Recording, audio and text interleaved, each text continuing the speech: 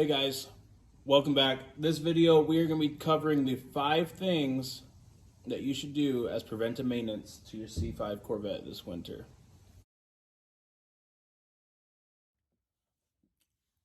Alright guys, like I said, we're going to be covering 5 things that if you haven't done to your C5, you need to do this winter when it gets put away.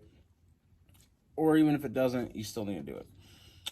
These are going to kind of cover everything from a low mileage Z06 that's been garage kept to some beat on base model that gets raced every weekend.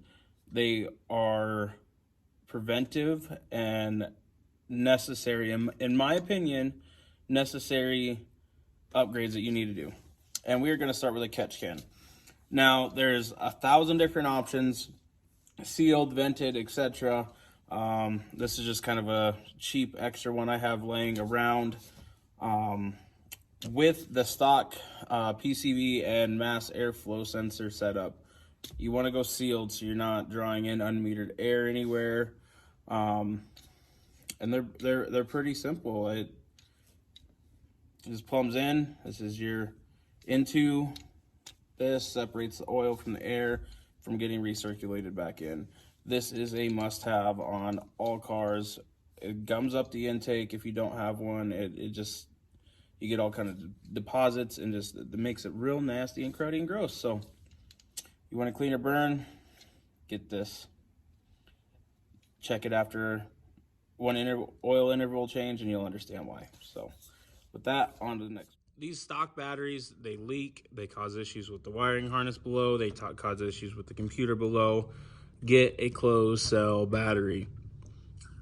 I probably should have done it a long time ago. That's on the plans for this winter, and it's going to go in the back of the trunk.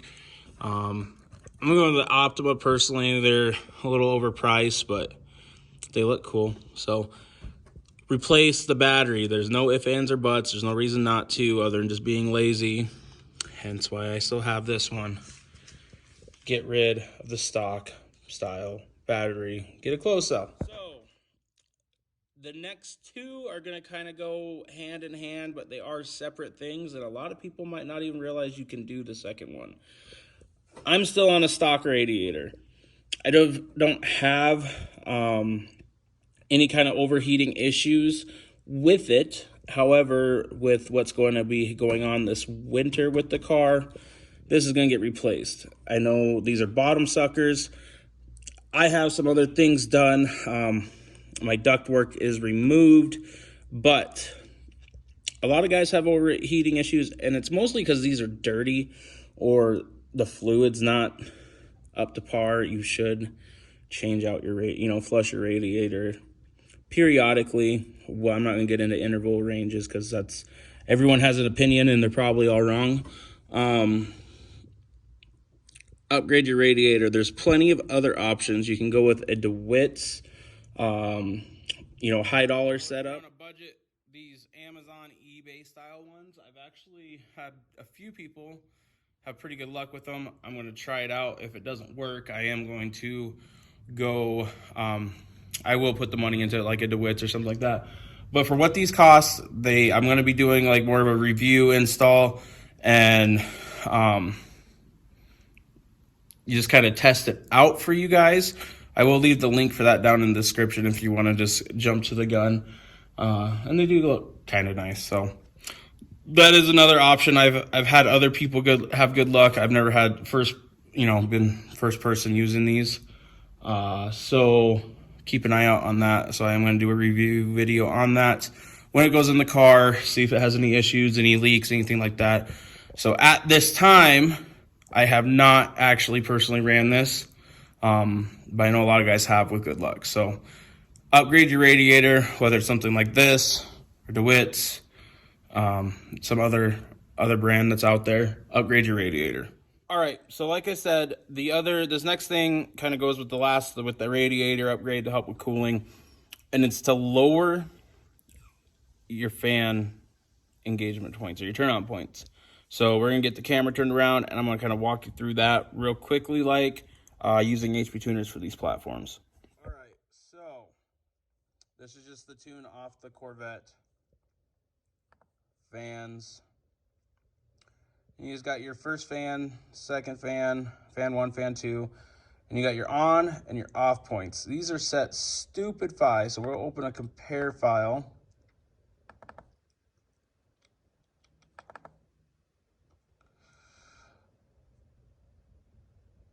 Okay. So fan 1 stock is to turn on at 219 degrees. Fan 2 is to turn on, or it turns on at 226, turns off at 219. Fan 2 turns on at 235 and turns off at 227. They're trying to cool off an already hot engine, and it's never going to work. So you go over here. I have my fan 1 on at 185, off at 170. Fan 2 on at 200 and off at 195. So they do run a little more. They do come on sooner. To me, the benefit of that is well beyond, or well outweighs, the annoyance of having a fan on. 99% of the time, you don't hear it anyway. If you can hear your fans over your exhaust, you shouldn't have a Corvette. I said it. Sorry, not sorry. The last thing I'm going to bring up for a must-have preventive maintenance on your C5, and I'm sure a lot of you guys, if you've made it this far in the video, have been like, isn't he going to mention the harmonic balancer? Yes. I don't care if you have a one owner 25,000 mile Z06 or you have a 300,000 mile Beyond POS. Replace your harmonic balancer. There, especially if you have a stock one, or the stock one has never been replaced. Mileage is it's gotten to the point where mileage isn't a big issue with them, but they're two-piece, and there's a rubber coupler, seal, or whatever you want to call it. The rubber in them deteriorates, and these cars are old enough now that regardless of miles, age has done their due on them. You don't fix it, it can come off into either the steering rack, which is expensive, or it comes off into the oil pan and front timing cover, which is expensive, and it can all be prevented with a $200 balancer from Summit. I'll leave the part number. This won't be an affiliate link. I will leave the part number for Summit down below. $200. You can have peace of excuse me. You can have peace of mind that your car has one less, will go wrong with it. So yeah, that's pretty much it. If you don't do these 5 things, you're asking for problems, you're asking for issues, and you're asking for an early repair bill. So with that being said, I'm out. Thanks for watching. Again, this is my opinion, not textbook, not service intervals. My opinion of what you should do. Take it for what it's worth. With that, I'm out.